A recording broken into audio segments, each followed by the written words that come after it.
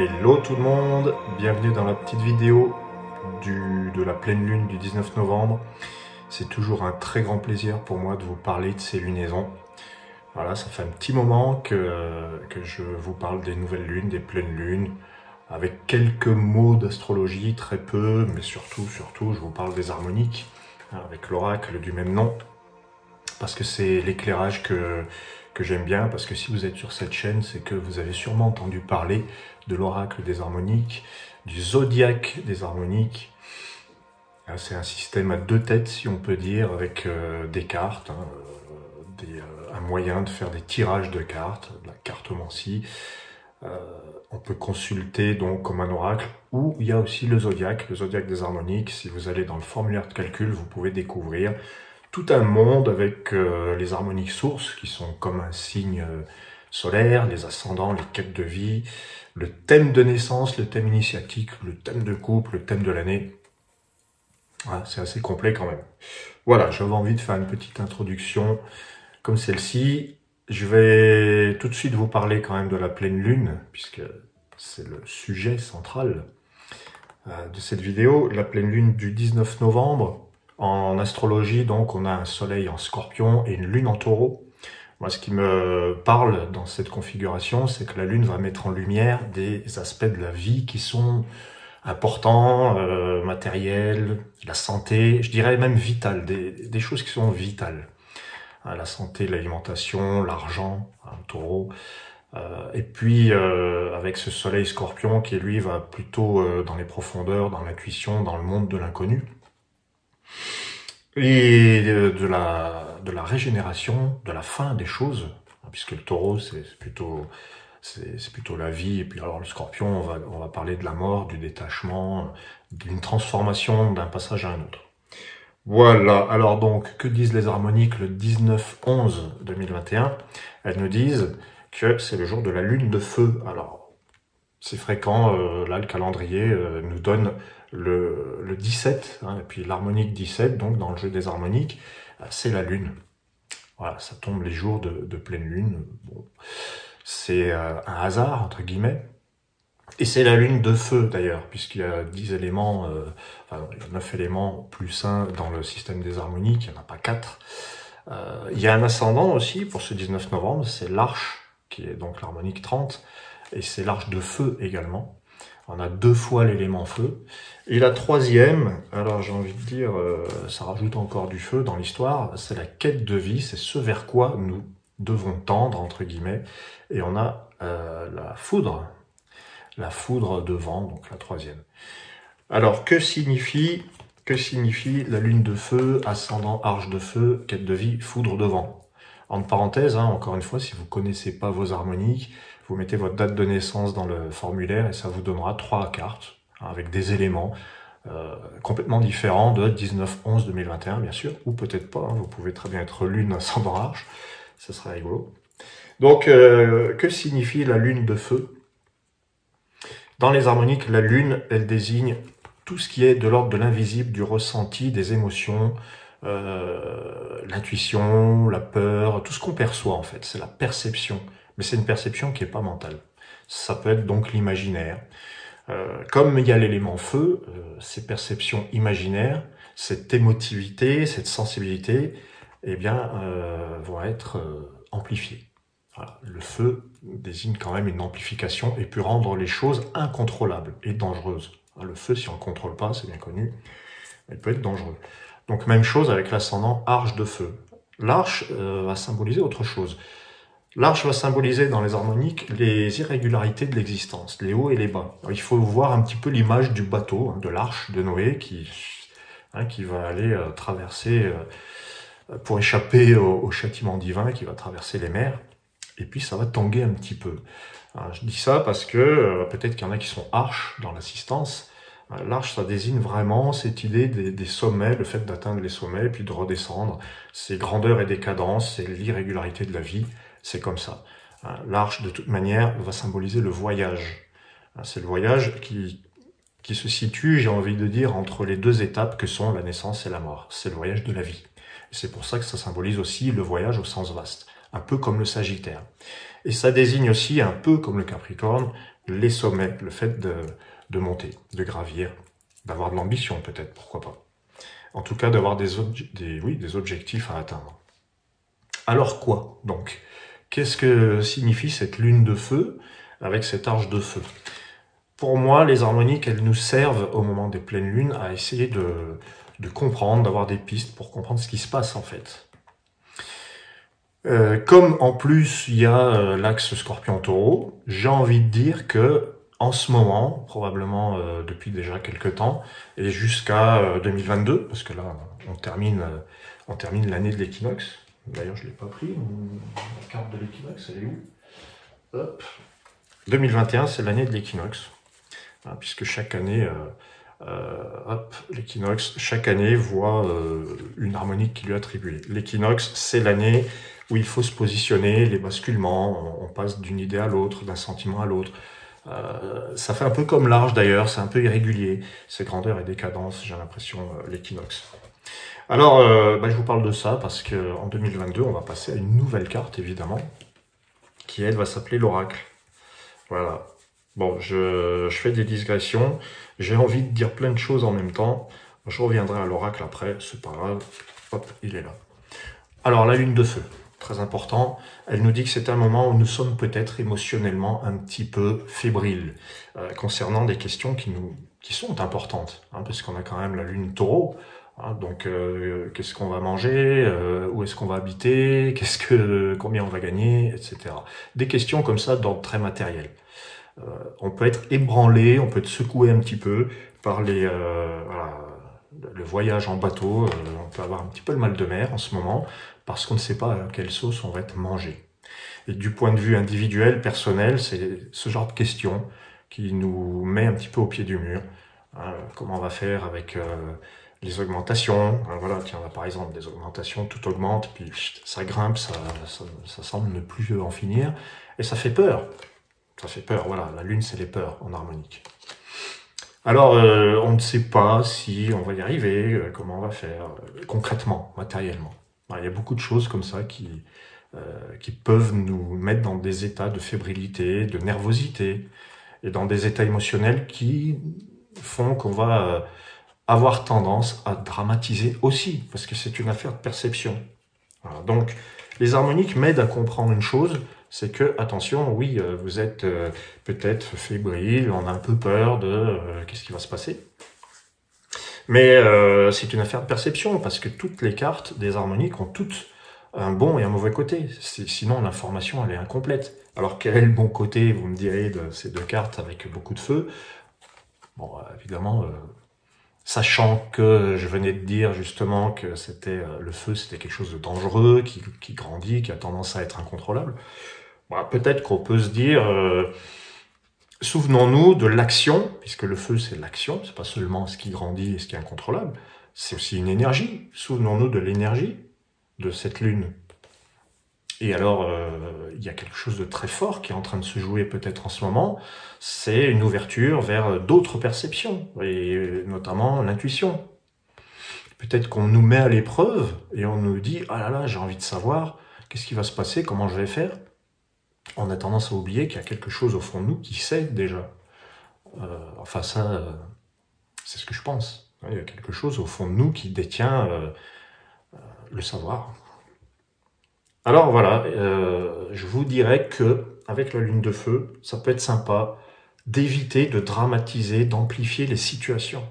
Oui, il y a des fois des situations qui sont dures, mais si on y rajoute tout un pathos, tout un tas d'imaginaire romantique, je dis romantique, mais lyrique, quelque chose comme ça qui consiste à hurler, ah, on est foutu, on va tous mourir. C'est le soleil en scorpion, hein, on va tous mourir, bah oui. Oui, néanmoins, il y a quand même quelque chose d'un petit peu... moi, je trouve que la vie est magique, c'est un petit peu l'action de l'invisible. La lune de feu, quand c'est bien vécu, c'est qu'est-ce qu'on peut faire avec autre chose que nos peurs, nos réflexions, notre mental. Est-ce qu'il n'y a pas autre chose qui se joue? Est-ce qu'on ne devrait pas davantage agir en faisant confiance en des perceptions qui ne sont pas rationnelles? Bon, c'est un peu... Ça demande une certaine audace, peut-être. Et puis l'arche de feu, quand elle est bien vécue, alors mal vécue, c'est quand on va grandir, on va amplifier, on va avoir des ambitions démesurées, on va prendre des décisions démesurées par rapport à ce qui se passe, parce qu'on agit sous le joug de la peur, toujours. Donc avant de partir dans des choses hyper réactives, hyper catégoriques et tranchantes, peut-être que il faut voir le bon côté de l'arche de feu. Alors c'est quoi? C'est mettre son action au service d'un objectif précis et de pas perdre le cap. C'est vraiment bah oui, c'est ça, c'est garder le cap, l'arche de feu. D'ailleurs, qu'est-ce qu'il dit l'auteur? Je connais, il est sympa, il a écrit un truc comme ça, bon, c'est un peu un gros livre, mais... alors, l'arche de feu, oh là là, sélectionner, se dépasser. Bon, je savais qu'il était bien. Il est bien ce mec. Sélectionner, bah déjà, c'est sélectionner dans sa tête les idées qui nous viennent et peut-être ne pas tout de suite partir sur la plus catastrophique. Déjà. Donc, ensuite, qu'est-ce qu'il a dit? Se dépasser. Oui, se dépasser, dépasser sa peur, quoi. Dépasser un petit peu ce mode habituel de on est foutu, ça va mal, il faut... oui, il faut réagir. Quand il y a quelque chose de pas cool, il faut réagir. Alors, l'arche de feu bien vécue, le goût du défi et le besoin de se dépasser est la force positive de l'arche de feu, qui prend le taureau par les cornes. Ça tombe bien, c'est une en taureau. Qui a le courage d'aller plus loin, de quitter le coton familial, de se déraciner un temps soit peu. L'arche de feu, c'est aussi l'ouverture d'esprit, c'est la combativité. Oui, c'est-à-dire faire preuve d'un petit peu de courage finalement. Courage, on va s'en sortir. Voilà. Et la troisième, eh bien, c'est la foudre. Alors là, c'est ce que, en fait, j'ai déjà parlé de la foudre de vent sans m'en rendre compte juste avant. C'est-à-dire quand on va avoir tendance à vouloir trancher à vif, alors que peut-être que la lune de feu, c'est-à-dire l'intuition, la patience, ce qu'on ne sait pas qui va advenir, parce que finalement on n'en sait rien. Moi je pense que voilà, ce tirage nous parle de catastrophisme un petit peu. Et il nous dit, ne dramatisons pas en toutes circonstances, pas forcément. Voilà. Je voulais vous dire par rapport à la foudre de vent, oui, c'est-à-dire que néanmoins, la foudre de vent, elle nous dit, on va quand même vers un changement. La foudre, elle va trancher, elle est en train de nous dire que depuis quelques semaines, on sent bien qu'il y a des choses à transformer dans notre vie qui concernent des questions cruciales, mais que si on veut les régler sous le coup de l'émotion, de la colère, de la peur, etc., on risque quand même l'électrocution, donc il faut faire attention. Voilà. Alors je voulais vous parler aussi du reste du tirage, parce qu'il n'y a pas que 3 harmoniques, en fait il y en a 10. Mais là, c'est pour une étude approfondie. Donc dans les 10 harmoniques de cette pleine lune, il y a aussi l'oracle arc-en-ciel. Alors l'oracle, voilà, il est là, je l'avais préparé. L'oracle arc-en-ciel qui nous dit que finalement, la clé de tout ça, c'est la communication quand même. L'oracle, c'est je parle, j'écoute, j'échange. Mais l'oracle arc-en-ciel, c'est favorable. Sauf que il est en face de... voilà, parce que c'est comme un zodiaque, il est en face de la lune de feu. C'est-à-dire que ces 2 harmoniques se complètent et s'opposent. C'est un peu comme le soleil en scorpion et la lune en taureau. Et là, ça nous dit quoi? Ça nous dit qu'il y a un fort potentiel de communication. Il faut aller parler aux interlocuteurs en cause, mais peut-être ne pas y aller sous le coup de l'émotion, d'une émotion trop forte, sous le coup du théâtral et de la dramatisation. Voilà. On a quoi d'autre? Eh bien, on a d'autres cartes qui sont sympas dans ce tirage. Je fais un petit tour rapide. Mais il y a le miroir d'or, par exemple. La 7e harmonique de cette pleine lune, c'est le miroir d'or, qui dit que l'entente est possible, on peut se refléter. Le miroir, c'est le reflet, et l'or, c'est l'élément qui correspond au miroir. D'ailleurs, ça se voit un peu dans les couleurs utilisées. Le miroir d'or, il nous dit, on peut très bien se mettre d'accord. Il peut y avoir l'harmonie. Voilà. Ne perdons pas de vue que l'harmonie est possible. C'est toujours bon à savoir, à retenir. Voilà, et je voulais vous parler aussi du fait que, on est dans un moment un peu d'incertitude, parce que il y a une carte dans l'élément noir, le 8e. Je vous le fais pas toutes parce que je préfère pointer comme ça quelques petits éléments qui me parlent. Hein, la nouvelle ère noire, elle nous dit, de toute manière, là, on vit l'incertitude. Bah, il faut peut-être réagir de manière à se dire, bon, bah, on est sûr de rien, mais c'est peut-être positif. Ce qui est intéressant dans la nouvelle ère noire, hein, d'ailleurs, il le dit, hein, l'auteur, le mec cool là, que je connais, il dit la nouvelle ère noire, c'est bien, parce que l'élément noir, d'abord, c'est pas un méchant élément, c'est comme si on disait que le 8e signe, la maison 8 et le scorpion étaient pas cool. Alors des fois, oui, ça peut être pas cool, mais tous les signes ont un bon et un mauvais côté. Alors du coup, la nouvelle ère noire, hein, on y arrive. Elle est, c'est un petit peu long, elle est là, la nouvelle ère noire. Donc quand elle tombe à la 8e place, la nouvelle ère noire, dans l'élément noir bien vécu, elle puise la matière brute qui va lui faire inventer un avenir meilleur. Voilà, connaître l'avenir n'a aucun intérêt. La nouvelle ère noire balaye les illusions de toutes espèces. Pour elle, l'avenir, c'est maintenant qu'il se construit. Alors, bon, il y a des fois, c'est sûr, la nouvelle ère, on peut la voir comme la vision. On peut avoir la vision. Mais là, on est invité à se dire qu'on aura une meilleure vision si on ne se laisse pas entraîner par l'imaginaire, la fantaisie. Alors, il y a beaucoup de fantaisies qui peuvent être dites. Voilà. Alors j'en reviens donc pour conclure cette petite vidéo à l'oracle 2022, année de l'oracle. J'avais déjà parlé un petit peu de tout ça. D'après moi, les hésitations, les basculements, les changements incessants, les irrégularités de l'année 2021, si vous en avez connu en tout cas, vont faire la place à quelque chose de beaucoup plus stable et limpide. Alors, on a besoin de limpidité quand même à un moment donné. Et là, je cherche donc, voilà, l'équinoxe, hein, la limpidité, parce que l'équinoxe, il a eu tendance peut-être à nous faire vivre un coup noir, un coup blanc, on ne sait jamais. Mais peut-être qu'on l'a trouvé cet équilibre. Peut-être que vous vous êtes positionné. Comme il a été question, si vous me suivez sur les réseaux sociaux, à un moment donné, sur Facebook, j'avais publié cette question. Est-ce que vous vous êtes positionné en 2021? Parce que c'était un peu le thème. Et en 2022, est-ce que vous allez vous exprimer? Et surtout, comment? Parce qu'on s'exprime tout le temps. Chaque année, il n'y a pas une année pour s'exprimer. Entendons-nous bien. Mais c'est surtout le comment, moi, qui m'intéresse. Parce que là, moi qui vous parle, il y a quelques livres que vous pouvez voir en boutique, qu'on peut voir là derrière. Mais dans ma tête, il y en a encore beaucoup plus. Et je cherche un moyen de vous faire part de tout ce que j'ai à vous raconter. Et ça, je suis très content qu'en 2022, c'est l'année de l'expression, parce que moi, j'aime ça. Voilà. Alors, je vous remercie d'avoir suivi cette vidéo. Je vous propose de visiter le site ou de regarder d'autres vidéos sur la chaîne, parce que je raconte pas mal de choses, notamment sur 2022. Si vous êtes Scorpion, Sagittaire, Capricorne, vous pouvez peut-être vous intéresser à votre révolution harmonique, la RH 2022. La révolution harmonique, c'est l'équivalent d'une révolution solaire, mais